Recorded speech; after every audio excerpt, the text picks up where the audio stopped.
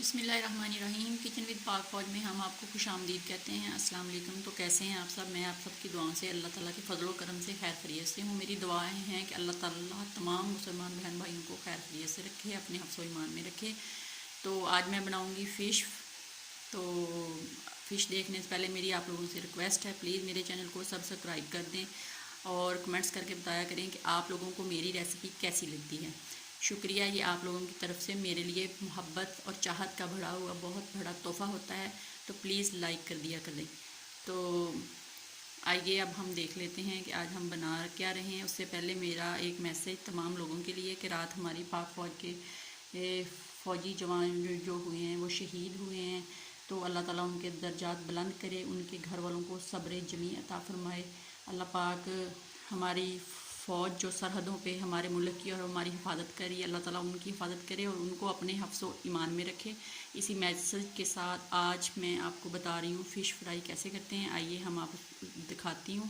Fish को मैंने रात मैरिनेट करके रख लिया था। आइए, फ़िश को मैंने मैरिनेट किया था और ये देखें अब मैं फ्राई भी कर रही हूँ। मैरिनेट करने का मकसद ये होता है कि अगर रात भर फ़िश को रख दें तो वो अच्छे से मसाला जो है उसके अंदर जज़ब हो जाता है।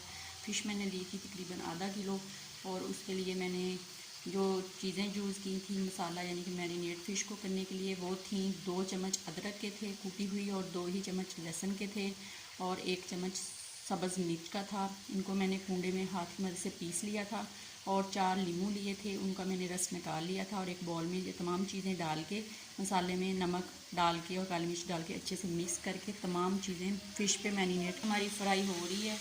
तो जैसे ही फ्राई होगी ये तकरीबन 5 से 7 मिनट में फ्राई हो जाएगी। मीडियम आंच पे हम इसको फ्राई करेंगे और फिर हम इसको डिश आउट करके आप लोगों को मैं इसकी फाइनली लुक दिखाऊंगी।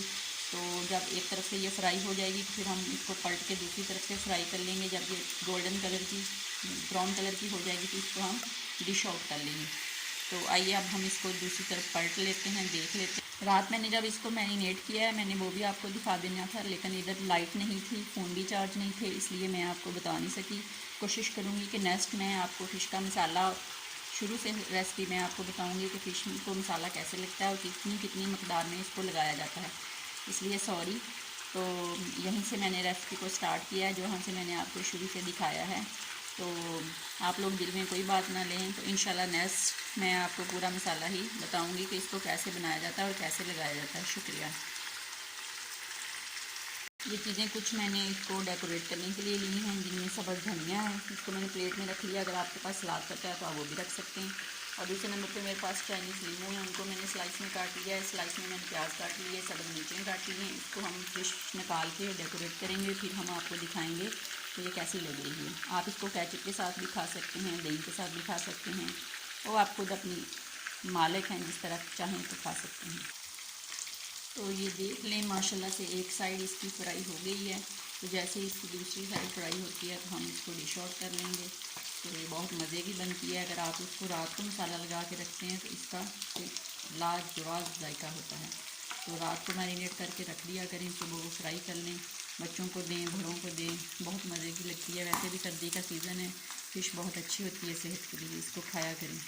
तो माशाल्लाह माशाल्लाह फ़िश हमारी फ्राई हो गई है। मैंने इसको निकाल के डिश आउट कर लिया है। ये देखें मैंने इसको किस तरीके से गार्निश किया है, केचप के साथ आप इसको खा सकते हैं। ये देख लें अच्छे तरीके से, बहुत प्यारी लग रही है, बहुत ही अच्छी इसकी खुशबू आ रही है। और चेक करें, बनाएं, फिर मुझे बताएं कि आपको मेरी रेसिपी कैसी लगी। आइए मैं चेक कर लेती हूँ। बिस्मिल्लाहिर्रहमानिर्रहीम।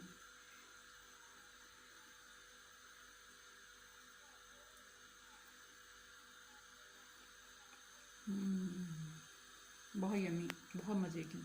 आप ज़रूर बनाइएगा, खाइएगा, दुआ में याद रखिए, खुश रहिए, आबाद रहिए।